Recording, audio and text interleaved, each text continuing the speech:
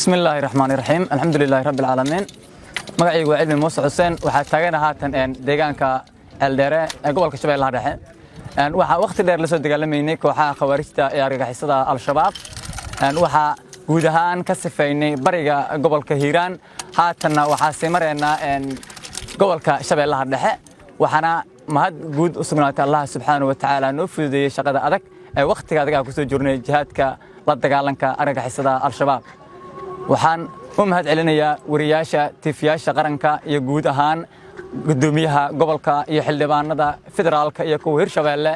maamul goboleedyada ama sida gudoomiyaasha degmooyinka oo ayagana la garab taagnaa waxa sida kale halkaan ka xusaya dadka deegaanka oo loo yaqaan ciidamada dib u xoreynta ama shacabka hadii haalaha hooyooyinkii hadii haalahan walaalay dhalinyarada ahaa hadii haalahayn caruurtii dhammaan waa is garab taaganahay shaqaduna waa socotaa haatan waxa simareena gobolka Shabeellaha Dhexe waxaana ku sifidi doonaa gobolka Galgaduud iyo gobolka Shabeellaha Dhexe waxaana baaq u direena dadka walaalaheena ah oo diriska lala ah oo degan gobolka Bay iyo Bakool hadii degan gobolka Shabeellaha Dhexe guud ahaan waxaan rabnaa in cadawga laga sifeeyo argagixisada al-shabaab gobolka iyo Soomaaliya inteeda kaleba haatan waxaan daba taaganahay argagixisada al-shabaab iyo qorigayna isku jira ee rasaasta ugu taagan tahay oo daba taagana waa la dagaalanka argagixisada al-shabaab haatan waxa sii mareena Eldere waana sii wadi doonaa waxa cod soo direynaa iyo maaragtaa dadka la degan diriska lala ah oo walaalaheen ah oo Hirshabeelle degan khaasatan gobolka Shabeellaha Dhexe dadka soo jeeda waa ognahay waqti badan ay siinay oo ay dhaheen cadawgana la garab istaaga waa imaaweyseen laakiin anaga ay xoreenayna codsi waxa diganahay inaad dhibaatada naga deysaan inta dhiman adika aan la garab isteysaan oo aad la socotaan haddii aad xoreynaynan ana la dhibaatayno gobolkeen lagu soo duulaa la dheena qabiil anagu ma nihin dawladaan nahay haddii xilligan wax qabiil yiraahdo ma shaqeeyaan xilligan taagan bastaata qabiil ma shaqeeyo waxa shaqeeya la dagaalanka argagixisada al-shabaab cid kasta tan qorigeeda wata waa dagaalamaysa odayaashan ka harin dhalinyaradiina ka harin ciidankii xoogga dalka Soomaaliyeed dagaalamaya ciidankii booliska dagaalamaya ciidankii nabad sugidda dagaalamaya sirdoonka qaranka waxa dagaalamaya ciidankii asluubta Soomaaliyeed guud ahaan ciidankii qalabka sida dagaalamaya waxa taagan gudoomiyaha gobolka Hiiraan waxa taagan gudoomiyaha degmada Jalalaqsi waxa taagan gudoomiyaha degmada Maxaaseed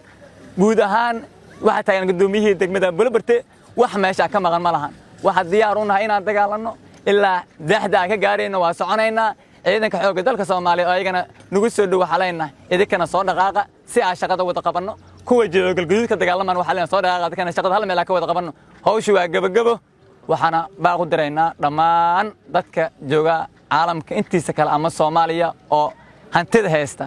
in dadkan la garab istaagaan heliyo wax alla waxay awoodaan oo ayagana maaragtaa lagu la dagaalami kara khawaarijtan argagixisada al-shabaab niman wax in lagu la dagaalamay rabaan fikir in lagu la dagaalamay rabaan hub in lagu la dagaalamay awood ay rabaan wax kasta u baahayeen waxa lagu dagaalama waa shidaal waxa lagu dagaalama waa gaadiid waxa lagu dagaalama waa hawaayeen raashiil cuna loo baahaya wax walba dadku dagaalamaan biyo lacab u yara loo baqtina marka hal dagaalamo waa dagaalamayna dadka ciidanka dhibaatada ku hay oo ciidanka jihadka ku jiro furmaha ka dagaalamaya dhaaya haqooda ka joojinayna fakrada taa dhaaya ayagana way qaldayiin because waxa loo baahayaa ciidankan waa ciidan dagaalamayo al-shabaab loo tababar in la diriraan wayna la dirirayaan jihadkana way ku jiraan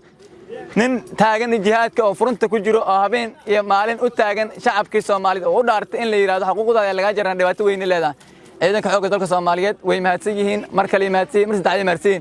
annagana xuquuq aaramna ma lahan waxa loo xuquuqno ah al-shabaab waddankan ka bax oo waddankan al-shabaab ka saarno oo ku raaxaysan waddankan oo nacfigeena cunno shabaab xoolahan waddankan waxay ku cunaan awood ninka al-shabaabka ah gabadhu guursanay anagu naga rabaa waxa lagu biila anagu laga rabaa gurigu dijila anagu laga rabaa hubku ku dagaalama anagu naga rabaa waxa kale oo naga rabaa oo dheeriga waxa taa inuu guri inuu rabo baabuurta ku socon anaga naga gato waxaas wax shaqeeyna ma anaga waa iska diidnay annaga waxa diyaar u nahay in al-shabaab la dagaalano meeshii galaaw daba galno haddii waqtigan oo dhamaadan aan dhimano nafteeno ilaahay baa dhimashada waxa kumay waa dhimanayna dad naga qaalisan baxay oo jaadkan ku baxay waan u soo aarayna insha Allah haduu ilaahay raa dad badan oo qaaliya ayagana ka dili doona waa ka baabay doona al-shabaab inta uu naga dilay ayagana waxa galayaan janni galayaan intuu naga dhaawacayn ilaahay baa caafimaad degdeg siinaya caafimaad degdeg iskaleeyaan الله سبحانه وتعالى هؤلاء حرس أنت لما تأخذ ما تجهاد كان الله هؤلاء حرس أنت لما تجهاد كان أقولتي مارتها الشاب ذاتك شاب يقول توبين يمارتها ويك ويلان تدقين قبل أن دقين أيجنا إله سبحانه وتعالى خير كرون إله وكان بدل غير قبيله يقول بدل marka dhalinyarooy waa iska rab taagannahay meel kasta aan joogno hadaa qurbaha joogno hadaa dalka joogno hadaa jihaadka ku jirnoba ama haddaan nahay ciidanka xoogga dalka Soomaaliyeed iyo haddaan nahay shacabka xaqu dirarka ee deegaan dib u xoreynta guud ahaan waa iska rab taagannahay waan wada dagaalamaynaa